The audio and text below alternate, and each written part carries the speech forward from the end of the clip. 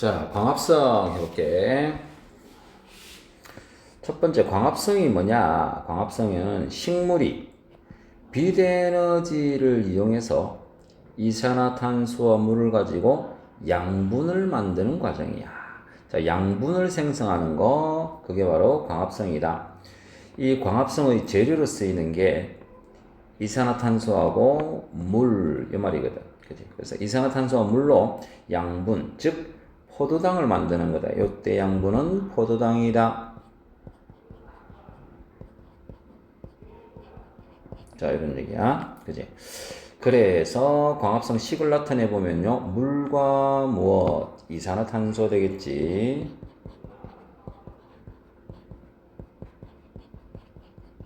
해서 포도당과 산소가 나온다. 이 말이야. 생성물이 포도당. 산소.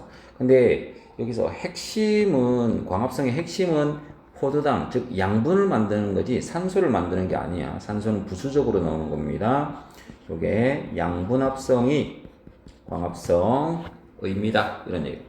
그래서 광합성이 일어나는 장소는 어디에서? 엽록체. 엽록체는 어디에 있어? 당연히 잎의 표면에 있겠지, 그지? 잎의 앞면에 많습니다.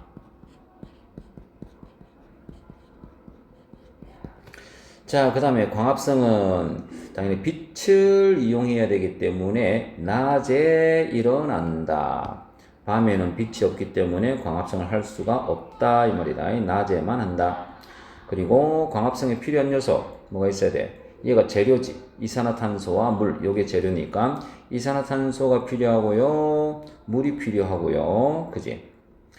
자, 그렇게 있을 때 이산화탄소는 어디에서 왔어? 잎의 기공을 통해서 공기 중에서 흡수가 되는 거야.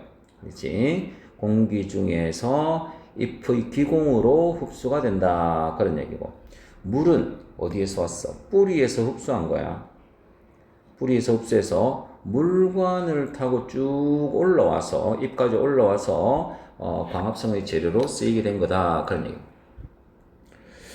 자, 그 다음에 광합성에 필요한 요소, 물, 이산화탄소. 그리고 뭐가 필요하다? 빛에너지가 필요하다 있지, 그지? 빛에너지를 이용해서. 근데 빛은 어디에서 흡수가 되는 거야?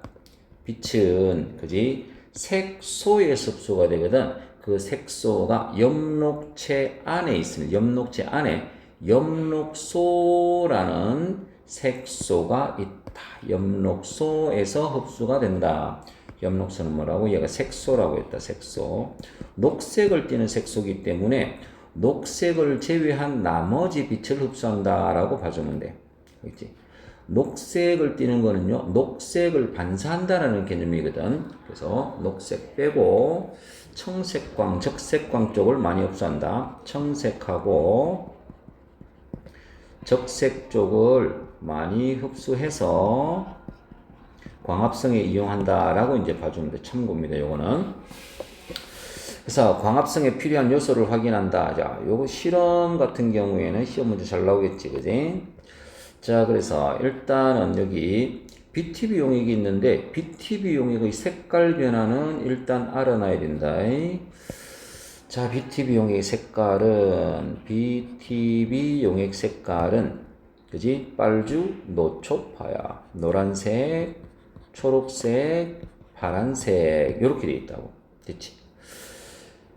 자, 그런데 여기서 입김을 막 불어넣었더니, 그지? 파란색 BTB 용액에 입김을 불어넣으면 노란색으로 바뀌는 거야. 알겠지? 자, 여기서 노란색. 원래는 파란색이었는데, 입김을 불어넣었더니 노란색이 됐다. 입김이라고 하는 거는 뭐냐니까, 이산화탄소를 집어넣었다. 이런 얘기야. 그치? 자, 그래서 노란색이라고 하는 것은 이산화탄소가 많으면 노란색이고, 이산화탄소의 양이 적을 때는 파란색이다. 이렇게 이제 볼 수 있어. 근데 요거는 이산화탄소가 많다라고 하는 것은 사람이 호흡을 하듯이, 식물이나 사람이나 똑같아. 호흡을 해서 수용액 속에 이산화탄소가 많아지면 노란색을 띠게 되는 거고, 그지? 노란색 호흡을 하면, 그지? 그 다음에 자, 파란색을 띈다라고 하는 것은 이산화탄소가 줄었을 때 언제? 바로 광합성을 이야기하겠지, 그지? 광합성으로 이산화탄소를, 그지? 재료로 다 쓰면 그때는 파란색이 된다, 이런 얘기야. 그치? 그래서 일단 노란색으로 만든 BTB 용액을 3개를 만들어 놓고 A는 그대로 놔둬놨어. 그대로 놔둬놨으니까 변화가 없겠지. 그지? 변화가 없습니다. 그 다음 B는 자, 검정말이 있어. 자, 검정말이 햇빛이 들어갔지? 빛이 들어갔어.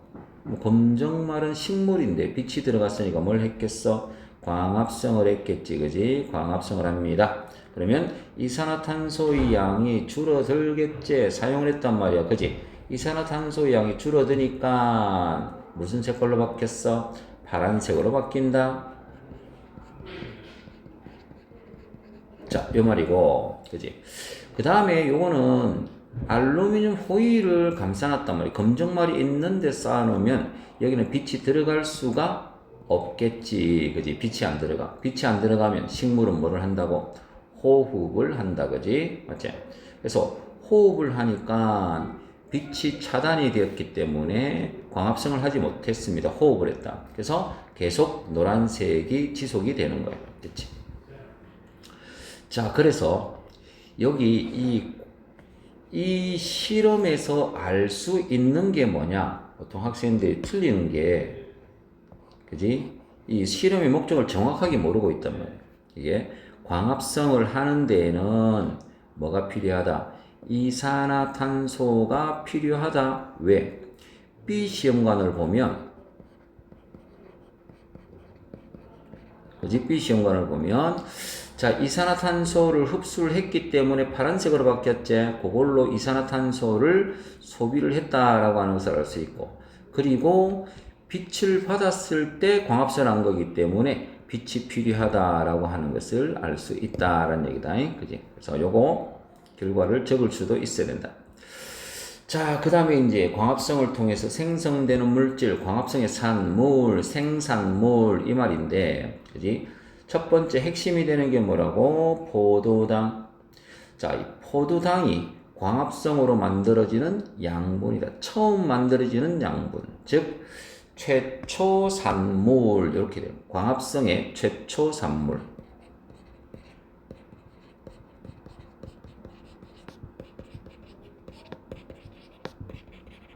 핵심이 되는 생산물이 바로 포도당입니다. 근데 이 포도당은, 그지? 바로 녹말로 바뀌어서 일단 잠시 잎에다가 저장이 되는 거.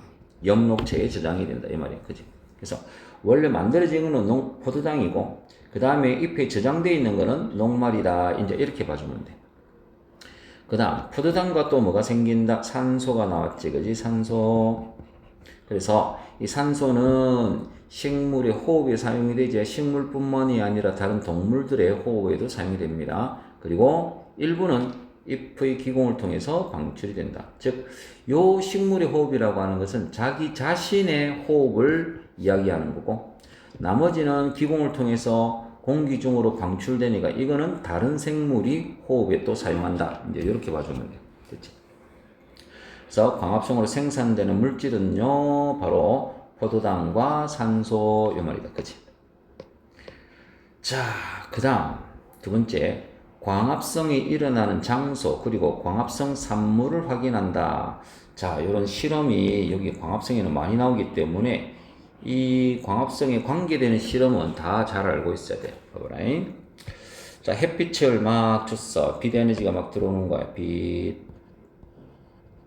자, 빛 에너지를 줬다라고 하는 거는, 그지? 검정말은 식물이잖아. 얘를 뭐 시켰다? 광합성을 시켰다라는 이야기가 되겠지. 광합성. 자, 광합성을 시키고, 그럼 광합성의 산물이 생겼을 거잖아. 그지? 광합성을 통해 가지고 뭐가 만들어졌어? 포도당이 만들어진 거지만, 잎에서는 포도당이 있는 게 아니고, 녹말로 바로 바뀌어서 저장됐기 때문에 녹말이 잎에 저장되어 있는 거라고. 알겠지? 자, 그 상태에서 에탄올의 검정말을 넣고 바깥쪽에 물을 가열했단 말이야. 이런 거를 뭐라고 하느냐? 에탄올 물중탕이다 라고 표현해. 에탄올을 가열해서 아니지, 물을 가열해서 에탄올의 온도를 올리는 거야. 에탄올 물중탕. 에탄올은 알코올이기 때문에, 그지? 그냥 직접적으로 가열하게 되면 이게 불이 붙을 수가 있어. 위험하기 때문에 물을 대신 가열해서 천천히 온도를 올리는 이런 방법을 쓴다. 그지? 자, 그리고 여기에 아이오딘이나 칼륨 용액을 떨어뜨렸단 말이야. 그지? 자, 여기에서는 아이오디나 칼륨 용액은 뭘 검출하는 데 쓰이는 거 아니까? 녹말을 검출하는 데 쓰인다. 녹말 검출에 쓰인다. 만약에 녹말이 있다면, 그지? 청람색이 나타나게 되는 거야. 녹말이 없으면 청람색이 아니고요. 녹말이 있으면 청람색이다. 이렇게 생각하면 돼. 그래서 검정말이 빛을 받아서 뭘 했어? 빛을 받았으니까 광합성 했지. 염록체 속에 땡땡이 제거가 되어 잎이 탈색이 되었대. 자, 뭘 시킨 거야 이거? 에탄올 물중탕을 시키는 이유가 여기 나와 있는 거지, 그지? 그래서 이유는요, 염록체를 제거를 하는 거다 이런 얘기. 염록체. 에탄올 물중탕을 하는 이유는요, 염록체를 제거를 시켰다. 염록체가 아니고 염록소, 색소를 제거를 했단 말이에요. 색소. 그래서 색소가 제거가 됐기 때문에, 그지? 요거는 빛을 더 이상 흡수하지 못해서 광합성을 할 수가 없고, 그리고 색깔을 탈색시켰기 때문에 어떤 아이오디나 반응에서 색깔 변화를 정확하게 알 수 있다. 이제 이렇게 볼 수 있는 거예요. 자, 그 다음. 그래서 염록소 제거는 요거 광합성 정지, 더 이상 일어나지 않게끔 하는 역할도 있습니다. 탈색을 시키는 것도 있고, 그지? 그 다음 다이에서 여기서 염록체가 뭘로 바뀌었어? 청람색. 자, 청람색 나오면 무조건 뭐가 있기 때문에? 녹말이 있기 때문이다 라는 얘기야. 그치? 자, 여기서 결론은 뭡니까? 자, 빛을 받아서 광합성을 했을 때 그 광합성의 산물을 우리가 확인한 거잖아. 그지? 자, 그런데 여기서 조심해야 될 거. 이 실험으로 알 수 있는 광합성의 산물은 뭘 알 수 있어? 녹말이 있다라고 하는 것을 알 수 있는 거야.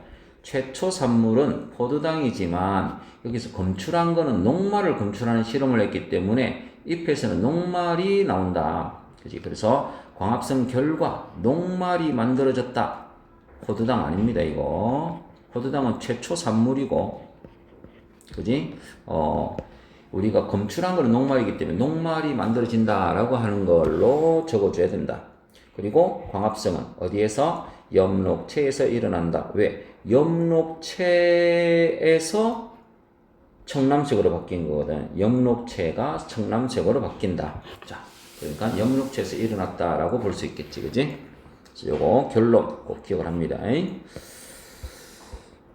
자, 그 다음에 광합성에 미치는 영향 요인. 자, 광합성에는, 자, 식을 다시 써볼게요. 광합성을 쓰려면은, 광합성이 일어나려면요, 물, 이산화탄소 있어야 되지.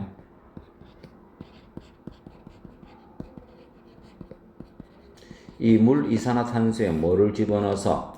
빛, 에너지를 집어넣어서, 그지? 광합성을 시키면 뭐가 만들어진다고? 포도당.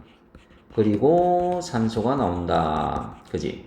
얘들은 지금 생산물이잖아. 산물이잖아. 그러니까, 광합성을 하려고 할 때 필요한 거는 사실 물, 이산화탄소, 빛에너지, 그리고 기타 주변의 요인들이거든.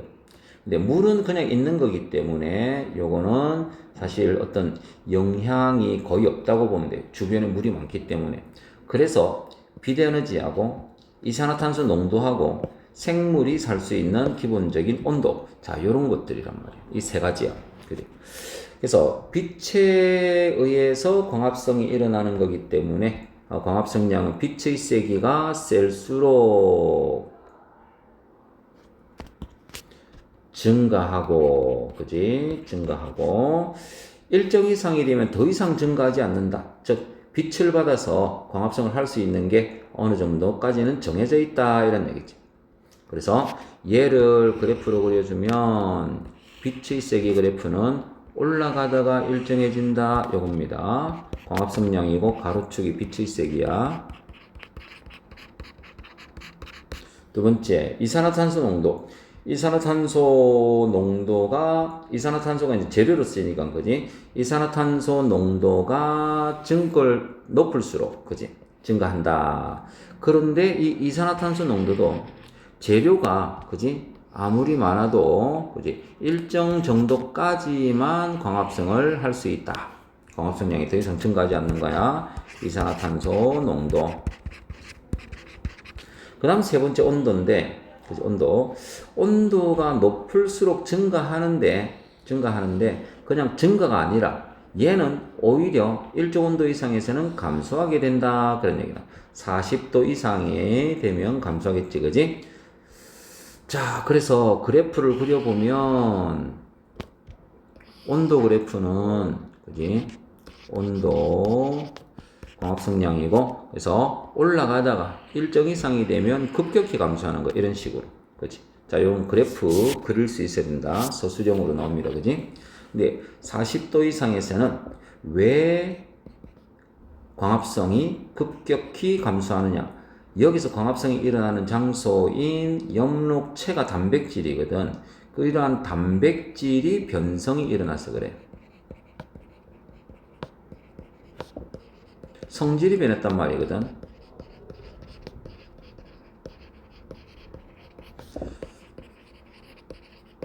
자, 그래서 제 기능을 하지 못했다. 염록체가 단백질, 즉 염록체, 그지? 염록체가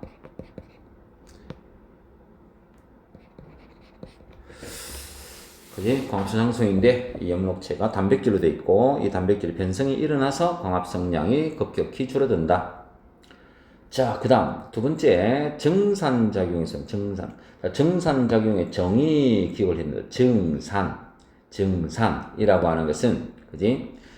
물을 증발을 시킨다라는 개념으로 생각해 주면 돼. 식물체 안에 있는 물이 뭘로? 수증기로 나오는 거야. 수증기 기체 상태로 식물체 내에서 이제 밖으로 나오는 거야. 근데 기체가 드나드는 통로는 잎에 있는 기공을 통해서 기체가 드나들기 때문에 기공을 통해서 공기 중으로 빠져나온다. 누가 빠져나왔다고? 수증기가. 식물체 안에 있던 물이 수증기로 기공을 통해서 빠져나오는 게 정산작용이다. 자, 그래서 여기 정산작용을 확인하는데요. 자, 식용유, 자, 물이 있고 요 위에 식용유를 떨어뜨려 놨어. 식용유를 한 방울 딱 떨어뜨려 놓은 이유는요. 이 물이 증발하면 물의 높이가 낮아질 거죠. 물이 줄어들 거잖아. 근데 우리는 여기에서 잎에서 정산작용을 얼마나 했는가를 물이 줄어든 양으로 볼 거란 말이야. 그러니까 증발에 의해서 빠져나가는 거는 없어야 되겠지.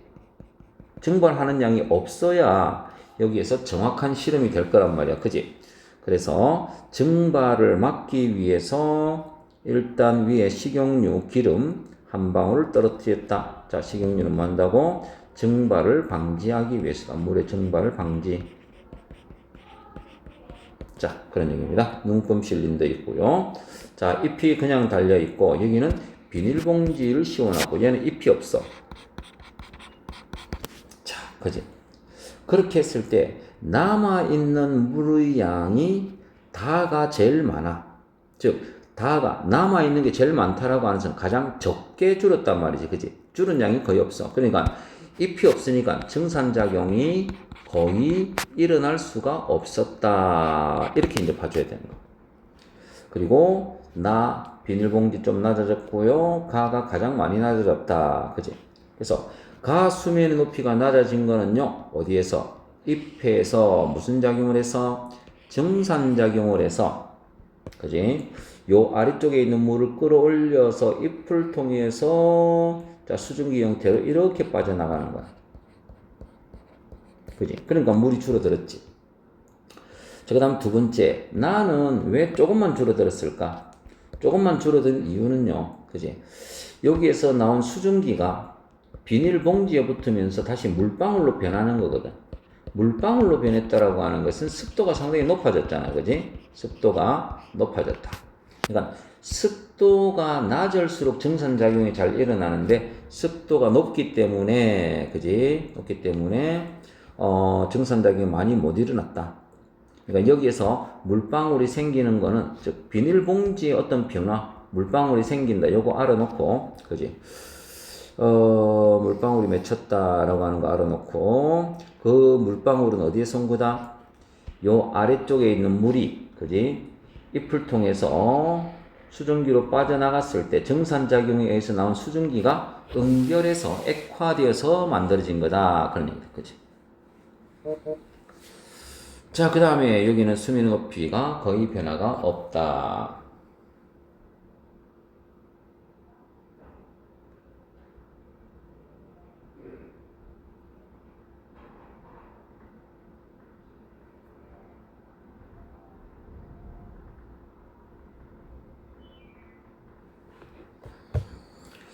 그래서 결론이 이제 정산작용은요 어디에서? 식물의 잎에서 일어난다. 실제로는 잎의 어디에? 기공에서 일어난다. 그지? 자, 그래서 여기까지 알아둡니다. 잎의 뒷면에 많은, 앞면보다는 사실 기공은 뒷면에 많습니다. 뒷면에 많은 어디에서 일어난다고?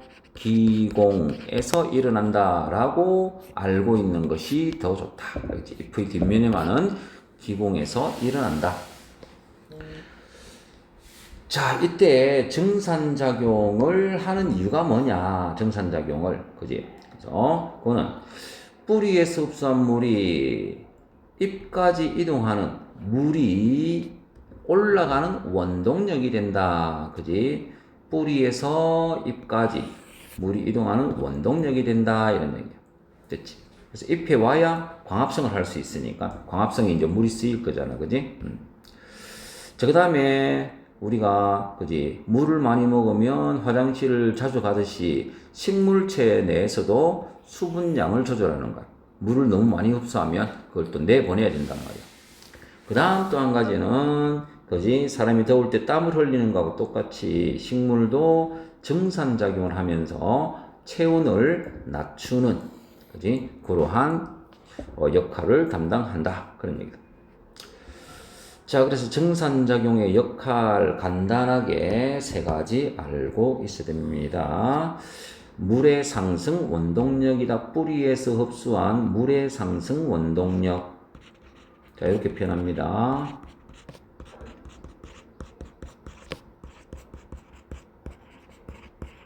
그 다음 식물체 내의 수분량 조절. 세 번째 체온 유지. 이렇게 되어 있다. 그치?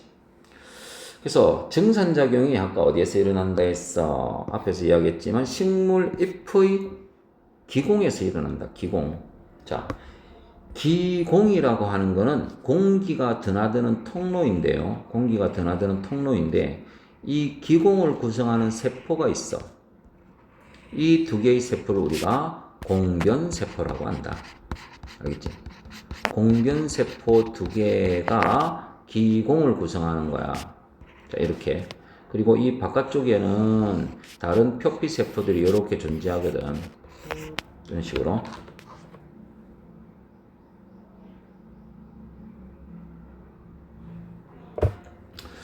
자, 그래서 여기가 이제 기공이다. 이런 기공. 알겠지? 자, 그래서 주로 잎의 어디에 많다고? 뒷면에 많습니다. 작은 구멍인데 무슨 세포로 이루어져 있다고? 기공에 의해서 둘러싸여 있습니다. 기공이 아니고 공변세포 두 개가 기공을 둘러싸고 있다. 그지? 그래서 얘가 기공.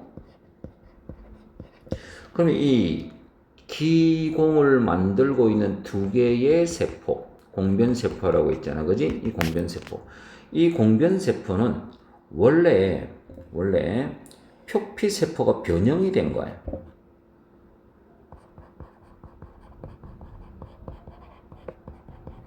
표피세포가 변형이 되어서 만들어진 건데, 근데 표피세포가 변형이 된 건데, 표피세포하고는 약간 다른 특징이 있어. 표피세포에는요, 엽록체가 없는데, 공변세포는 엽록체를 가지고 있다. 즉, 공변세포에서는 광합성을 할 수 있다. 이런 얘기야. 알겠지? 그래서 공변세포는요, 엽록체가 있어서 광합성을 할 수 있다. 그 주변에 있는 표피세포는 광합성을 못합니다. 그죠? 그래서 증산작용이 일어나는 장소는 식물잎의 기공, 그리고 증산작용이 어떻게 조절이 되느냐. 증산작용은 광합성을 할 수 있다 했잖아. 그지? 광합성. 그래서 광합성을 하는 낮에 열리는 거예요. 자, 기공은요, 낮에 열리고 밤에 닫힌다. 우리가 땀구멍도 낮에 열리고 밤에 닫히지. 낮에는 이제 더우니까 땀을 많이 흘리잖아. 그지? 어째? 그래서 기공이 열리는 낮에, 기공이 열려야 증산을 하니까, 어쨌든 기공이 열리는 낮에 증산작용이 활발하게 일어난다. 증산작용이 왜 낮에 활발하게 일어나요? 바로 기공이 낮에 열리니까. 그치?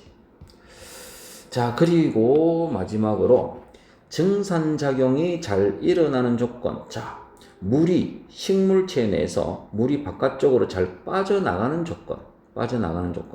자, 뭐냐? 봐봐. 자, 이런 것들도 잘 기억을 해주는 게 좋겠지. 그지? 그래서 빛이 강할 때, 온도가 높을 때, 바람이 많이 불 때, 습도가 낮을 때, 증산작용이 잘 일어나는 조건도 딱 보니까 빨래가 잘 마를 조건하고 거의 비슷하지. 증발이 잘 일어날 조건하고 똑같단 말이야. 그지? 빨래가 잘 마를 조건이다. 그렇다고 답에 빨래가 잘 마를 조건 이걸 쓰면 안 돼. 그지? 빛이 강할 때, 온도가 높을 때, 바람이 잘 불 때, 습도가 낮을 때, 물론 서술형으로 나올 수 있습니다. 됐지? 여기까지.